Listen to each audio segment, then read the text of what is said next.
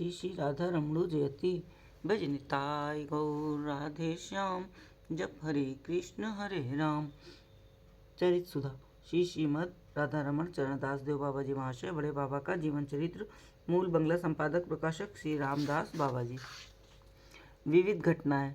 श्रीधामपुरी में आज आनंद की सीमा नहीं है।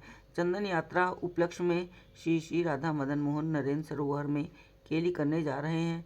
पुरीवासी आनंद में मग्न हो चंदन माला लिए चले जा रहे हैं।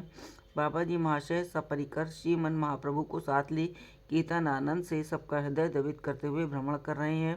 श्री मदन मोहन श्रीमती को साथ ले नौका केली कर रहे हैं। ये भी भक्तों के साथ श्रीमन महाप्रभु को ले परम आनंद पूर्वक अलकेली कर रहे हैं। इस प्रकार 21 दिन तक प्रतिदिन बड़े समारोह के साथ आनंद पूर्वक चंदन यात्रा उत्सव होता रहा।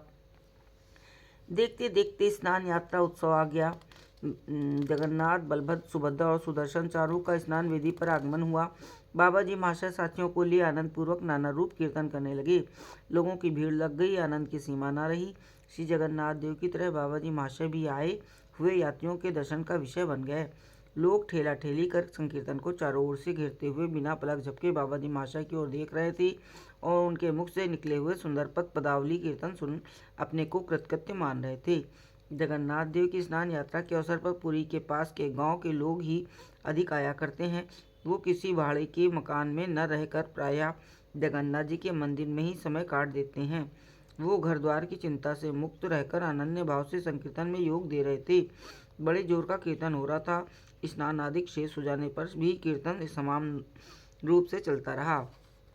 इस प्रकार आनंद पूर्वक अपराह्न 4 बजे तक कीर्तन होता रहा। सब लोग अनिच्छा पूर्वक कीर्तन समाप्त कर स्नान वेदी पर ही प्रसाद ग्रहण कर मठ लौट आए। रात्रि में अकस्मात बाबा जी महाशय को ज्वर हुआ। ज्वर के समय उनके सीने में पहले वेदना हुई थी। इस बार भी सीने में दोनों ओर कफ जम जाने के कारण भयानक वेदना थी।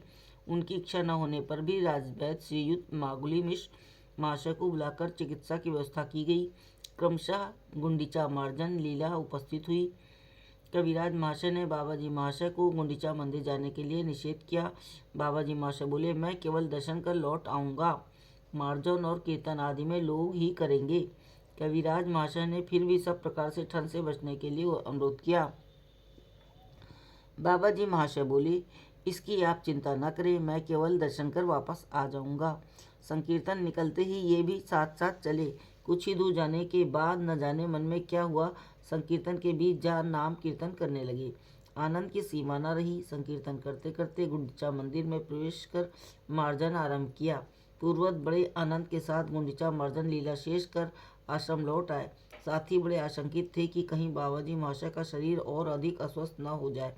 बाबा जी महाशय को ठंड बहुत लग चुकी थी, परंतु प्रभु की इच्छा से वे उस दिन पहले की अपेक्षा अधिक स्वस्थ दिख रहे थे।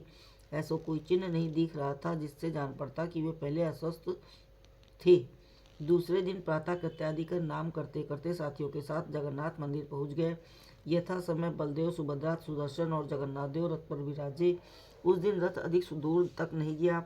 दूसरे दिन बहुत तड़के ही बाबा जी महाशय और उनके साथी स्नान आदि कर नाम करते करते श्री जगन्नाथ देव के रथ के आगे जाकर उपस्थित हुए और उन्हें लक्ष्य कर नाना रूप पद कीर्तन करने लगे।